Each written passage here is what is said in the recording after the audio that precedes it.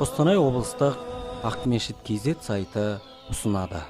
Алхамдулиллахи Раббил Аламин, ва ла ақибату лил муттақин, ва салату ва саламу аля расулина Мухаммад, ва аля алихи ва асхабихи ажмаин, амма ба'д. Ассаламу алейкум ва рахматуллахи ва баракату, құрметті көрермендер. Бүгін біз сіздермен Алланың сүйікті құлы болған және де Алланың досы болған Ибрахим алейхиссалам туралы, яғни Ибрахим алейхиссаламның Аллаға деген махаббаты қандай екендігі жайында айтатын боламыз. Аллаху субхана ва таала Ибрахим алейхиссаламды өзінің досы қылды. Осы мәселеге бүкіл періштелер: «Я Раббым, Ибрахим алейхиссалам қалай сенің досың бола білді?» Ибрахим алейхиссаламның әйелі бар, Ибрахимның баласы бар, Ибрахимның жұмысы бар. Яғни Ибрахим алейхиссалам саған қалай уақыт табады деп періштелер Аллаға сауал қояды. Аллаху субхана ва таала өзінің періштелеріне айтады: Ибрахим баласы болса да, Ибрахимның баласы болса да, әйелі болса да, жұмыстары болса да, оның маған деген махаббаты әлде қайда зор деп айтады. Аллаху субхана ва таала өзінің періштелеріне айтады екен: Ибрахимді барып сынасандар болады дейді. Джабраил алейхиссалам Ибрахим пайғамбарымызды сынамақ болады. Ибрахим пайғамбарымыздың 12 иті болады. Ол 12 итті Ибрахим пайғамбарымыз аң аулауға және де мал бағуға пайдаланады. Ибрахим пайғамбарымыз 12 иттің мойнына алтыннан жасалған шынжыр байлаған екен әр итке. Яғни Ибрахим пайғамбарымыз мына дүниеде қаншама дүниенің, қаншама мал мүліктің уақыт шағына екендігін көрсетті. Бірде Джабраил алейхиссалам Ибрахим пайғамбарымызды сынамақшы болып, Ибрахим пайғамбарымызға адам кейпінде келеді. «Уа Ибрахим, мына қойлар кімдікі?» деп сұрайды Джабраил адам кейпінде келіп. Сол кезде Ибрахим пайғамбарымыз: «Бұл қойлар Алланыкі, бірақ та қазірше ол менің қолымда» деп жауап береді. Әлгі адам Ибрахим пайғамбарымызға: «Маған мына қойларынан біреуін бересің бе?» деп сұрайды. Сол кезде Ибрахим алейхиссалам: «Сен Алланы еске ал, Аллаға мадақ айт, мен саған қойларымды беремін» дейді. Сол кезде Джабраил алейхиссалам адам кейпінде келген, әлгі адам кейпінде келген Джабраил алейхиссалам: «Суббухун қуддусун раббул малаикати вар рух» деп Аллаға мадақ айтады.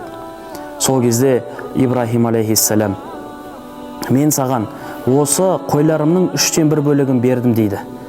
«Алланы тағы да еске алшы, Аллаға мадақ айтшы» дейді. Әлгі адам: «Суббухун қуддусун раббул малаикати вар рух» деп екінші рет Аллаға мадақ айтады. Ибрахим пайғамбарымыз: «Мен саған осы қойларымның 2/3 бөлігін бердім» дейді. «Алланы тағы да еске алшы» деп өтініш қылады Ибрахим пайғамбарымыз.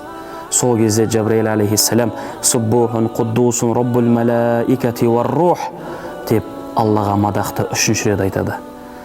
Ибрахим пайғамбарымыз: «Мен саған қойларымның барлығында және де оны бағып жүрген иттерінде саған сыйладым» дейді.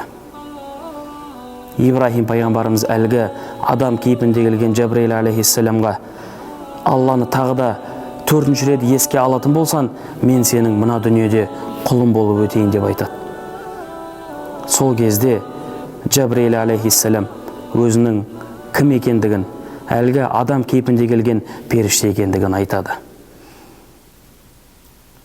Аллаху субхана ва таала Джабраилден сұрайды екен: «Менің құлым қандай екен? Ибрахим қандай екен?» деп сұрайды.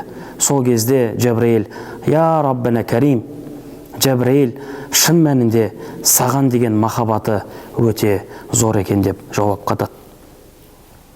Әлгі бүкіл қойларды сыйлаған Ибрахим пайғамбар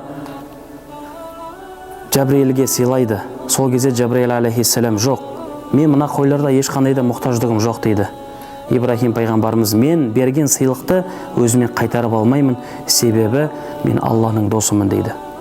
Аллаху субхана ва таала сол кезде Ибрахим пайғамбарымызға: сен мына қойларыңды сатып, одан түскен қаражатқа жер ал, және де сол жерді өңдейтін құралдарды ал деп бұйырады. Ал енді одан түскен сол алған жерлерді Алла үшін менің жолыма жұмса деп айтады. Ибрахим алейхиссалам бүкіл қойларын сатып, яғни ол қойлардың ақшасына жер алып, оны жерді өңдейтін құралдарды алып, шын мәнінде Алла жолына жұмсайды. Қазіргі таңда бір қызығы, Ибрахим алейхиссаламның зиратын арнайы барған адамдар,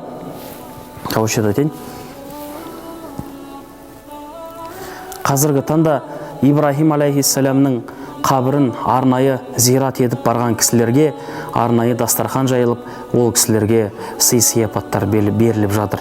Бұның барлығы да сол Ибрахим алейхиссаламның қойларын сатып, ол түскен қаражатқа Алла жолында жұмсады. Міне соның нәтижесі бүгінгі күнге дейін Ибрахим пайғамбарымызға әлі күнге дейін жемісін беріп отыр. Міне құрметті ағайын, құрметті көрермендер, Ибрахим алейхиссалам шын мәнінде Алланың досы бола білді. Аллаға деген махаббаты өте зор болды. Алланы ең бірінші орынға қойды. Сондықтан да құрметті ағайын, құрметті бауырлар, Аллаға деген махаббатымызды арттырайық, Аллаға деген сүйіспеншілігімізді, Аллаға деген барлық мадақтарымызды ешқашанда ұмытпайық. Ва ахиру дa'вана анил хамдулиллахи раббил аламин.